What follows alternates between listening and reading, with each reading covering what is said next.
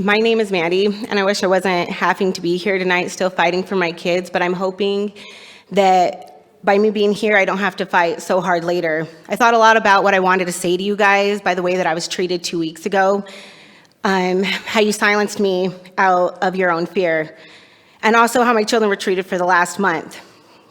If I would have stood up here and I told you that my children had been segregated or discriminated against, if I would have said that they were the only children pulled from their class and forced to sit in the back of the classroom, even my child with an intervention that states that he shouldn't be sitting in the back of the classroom, was forced to comply.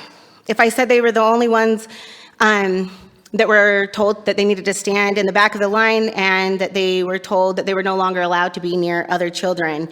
If I said this abrupt change put a toll on my children over the last month and their grades began to suffer, the majority of you on the board would be concerned and want to figure out who should be held accountable. So far, the only name I've been given was Dr. McDade. I'm sure it wouldn't have taken weeks to get someone to even respond to me. I'm sure the board member, Lori Williams, wouldn't have told me when I spoke to her at the Board of County Supervisors meeting on February 8th that you only dealt with compliance, that you don't deal with operation, just policy, and you don't help a civil rights violation, and the best you could do was send an email and that you were helping me by listening.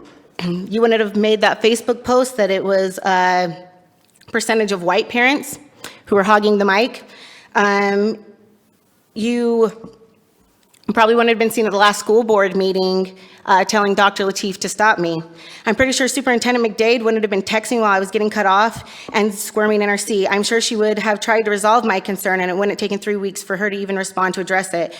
I'm sure she would have been able to reference me to a policy instead of changing course and saying it's a practice, especially after all, this is about equity, right? It isn't about equity for all. I understand my situation has nothing to do with the color of my skin and everything to do with politics. I don't fit your narrative and you don't care about my children.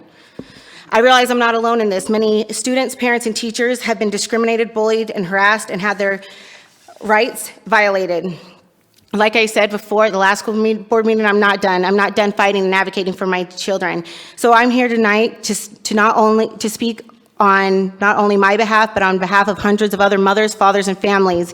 Your pattern of limiting the number of speakers and rejecting those who oppose your views does not give everyone a voice. So tonight, I represent those families as well to speak. We publicly give you, the school board of Prince William County, and Superintendent Dr. McDade, notice of our intent to submit affidavits and submit claims against your insurance policy number P-2021-2022-VRSAP-064603 Virginia Risk Sharing Association for your repeated failure to faithfully perform the duties as prescribed by the Constitution and bylaws or resolution of your governing body. We will not be silent and we will not cease until there's been accountability. Thank you, Ms. Ballard. Who do you want me to give these to? You can just leave it right, give it to the clerk. Thank you. We'll take Ms. Makia Little next.